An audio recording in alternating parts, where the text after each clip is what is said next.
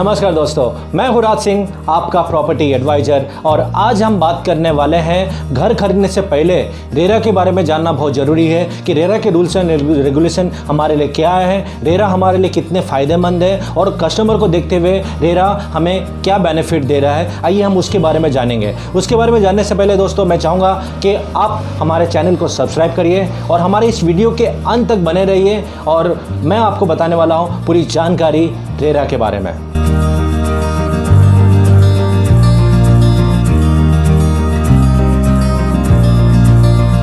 हम जानेंगे सबसे पहले रेरा क्या है।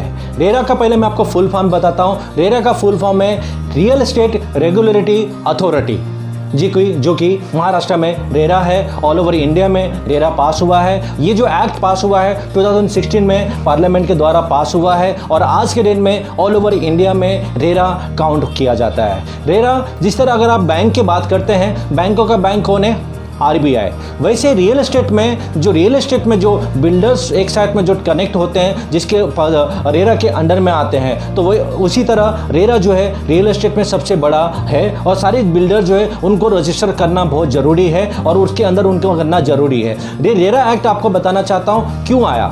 रेरा एक्ट हम जैसे कस्टमरों को देखते हुए हम देखते हैं कि कितने जगह हम देखते हैं जहाँ पर काफ़ी सारे मिस सेलिंग हो रहे हैं, फ्रॉड हो रहे हैं और रियल एस्टेट में लोग पैसे डाल रहे हैं, अपनी मेहनत की पूंजी लगा रहे हैं, लेकिन उनको टाइम पे घर नहीं मिल पा रहा है, उसमें कोई सिक्योरिटी नहीं है, लोग अंडर कंस्ट्रक्शन में घर खरीदने के लिए डरते थे। ये सब चीज़ों को देखते हुए गवर्नमेंट ने रेरा एक्ट 2016 जो है पार्लियामेंट में पास कर ये रूल्स एंड रेगुलेशन बनाए गए, जो हम जैसे कस्टमरों को सेफ एंड सिक्योर करने के लिए, हमारे पैसे को सेफ एंड सिक्योर करने के लिए, हमारे इन्वेस्टमेंट को सिक्योर करने के लिए और रियल एस्टेट के मार्केट में इन्वेस्टमेंट को बढ़ाने के लिए ये एक्ट को जो है बनाया गया। और मैं आपको बताना चाहता हूँ रेरा के द्वारा आज जो भी कस्टमर रेरा रजिस्टर प्रोजेक्ट में इन्वेस्टमेंट करना चाहता है या प्रॉपर्टी खरीदना चाहता है, खुद का घर खरीदना चाहता है, तो वो बहुत ही ज़्यादा सेफ एंड सिक्योर है। तो ये रेरा हमारे लिए बहुत ही ज़्यादा फायदेमंद है। अब जानेंगे रेरा के फायदे। What is a benefit from the RERA. तो सबसे पहले मैं आपको बताना चाहता हूँ रेरा के रजिस्टर होने के द्वारा हमें सबसे पहले मिलता हमें सिक्योरिटी। आज डेट में हमको सिक्योरिटी मिल रहा है रेरा होने की वजह से। जो प्रोजेक्ट रेरा में रजिस्टर है उसके द्वारा हमें सबसे पहले मिल रहा है सिक्योरिटी।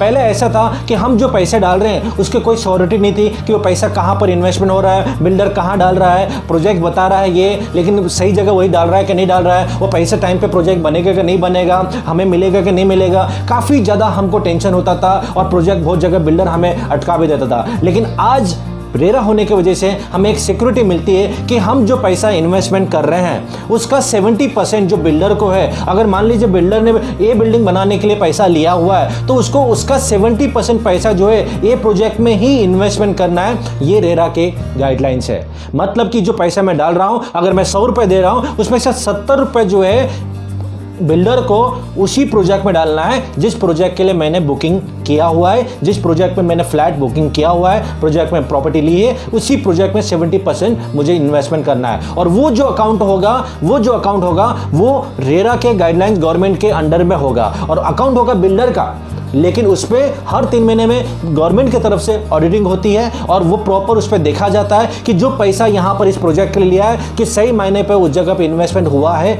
या नहीं हुआ है। दूसरा सिक्योरिटी आपको बताना चाहता हूँ, जब आप खरीदते हो तो यहाँ पर रेरा बोलता है कि आपको रजिस्ट्रेशन के पहले सिर्फ 10% पेमेंट आपको बिल्डर को करना है। कितना?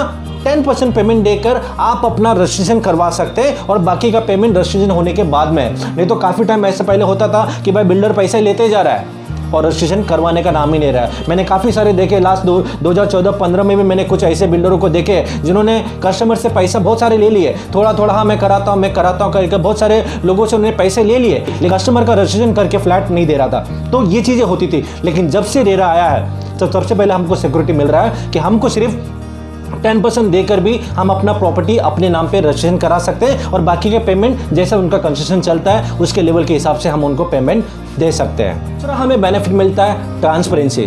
पहले क्या होता था, बिल्डर हमें कुछ और प्लान दिखा रहा है, कुछ और लेआउट दिखा रहा है और जब बनता था कुछ और होता था और बिल्डर हमें बोलता था नहीं, बाद में गवर्नमेंट का ऐसा पॉलिसी आ गया हमको चेंज करना पड़ा। अब ऐसा नहीं है, जो भी प्लान पास करता है, जो भी प्लान वो बनाता है, सबसे पहले उसको रेरा में रजिस्टर करना है। जो लेआउट वो पास कर रहा है, जिस तरह से बना रहा है, वो रेरा में रजिस्टर करना है। उसके बाद वही प्लान आपको देगा वो, बिना आपके परमिशन के, बिना रेरा के परमिशन के। जो लेआउट उसने पास किया हुआ है उसमें कोई चेंजेस नहीं कर सकता है as per the RERA rules के हिसाब से। तो यहाँ पर क्या चीज़ है, ट्रांसपेरेंसी आपके सामने आ जाती है। और कोई भी चीज़, जो भी चीज़ उनका प्रोजेक्ट में होगा, वो सारी चीज़ें लीगल वे आपको रेरा में रजिस्टर होगा।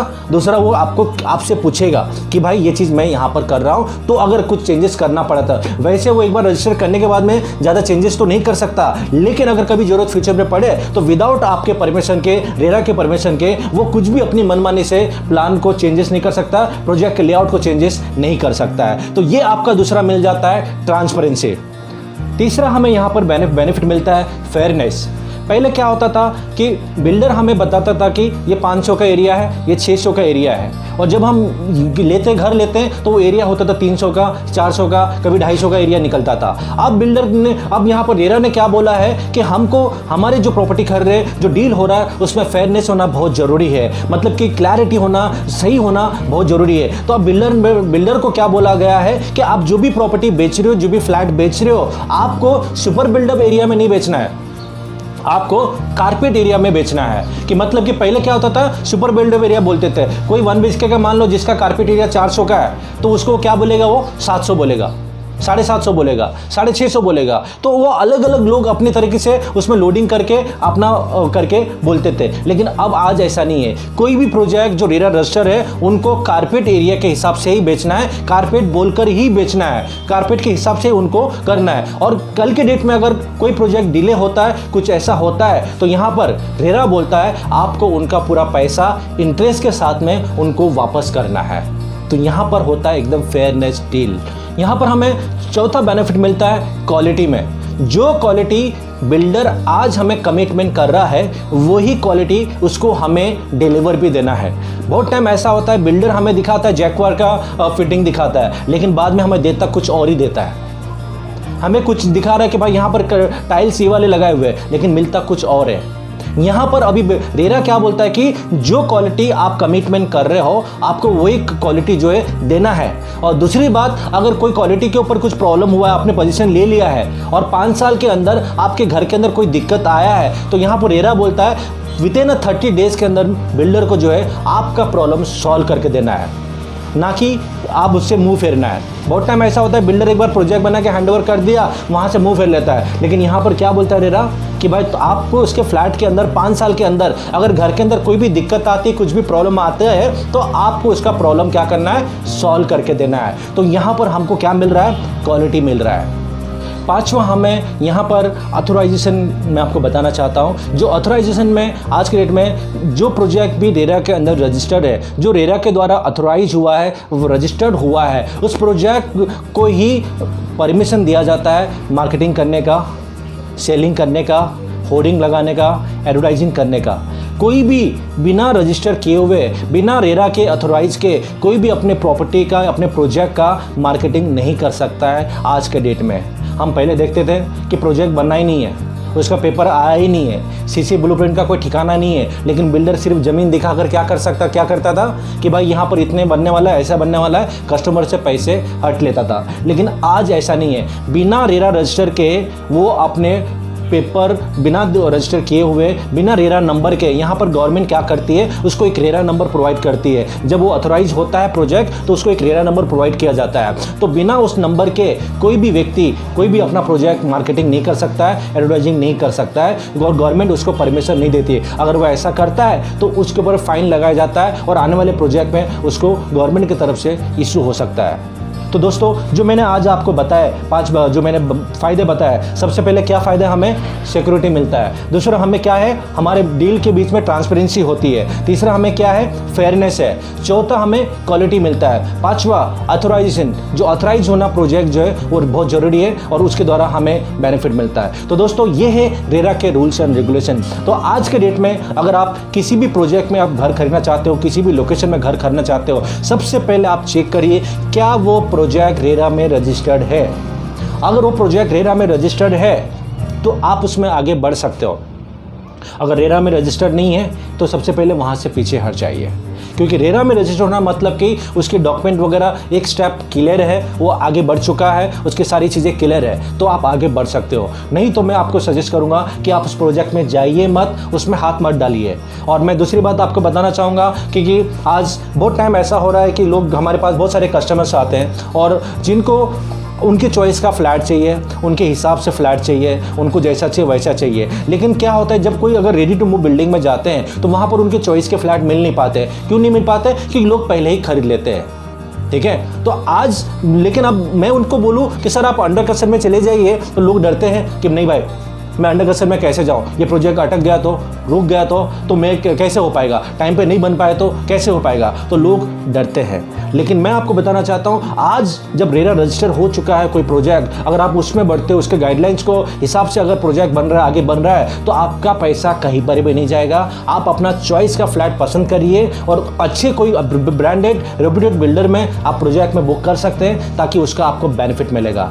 Thank you so much. आप वीडियो के अंत तक बनने के लिए, अधिक जानकारी के लिए आप हमें कांटेक्ट करिए। आपको कुछ भी ऐसा प्रॉपर्टी से रिलेटेड जानकारी चाहिए, या फिर आप चाहते हो कि मैं आपके किसी टॉपिक के ऊपर वीडियो बनाऊं, आप चाहते हो कि मैं इसके बारे में जानकारी आप तक पहुंचाऊं, तो आप मुझे इस नीचे मेरे कमेंट बॉक्स में आप कमेंट करिए, मैं उसके ऊपर वीडियो बनाकर आप तक जानकारी पहुँचाने की कोशिश करूँगा। Thank you so much. जय हिंद।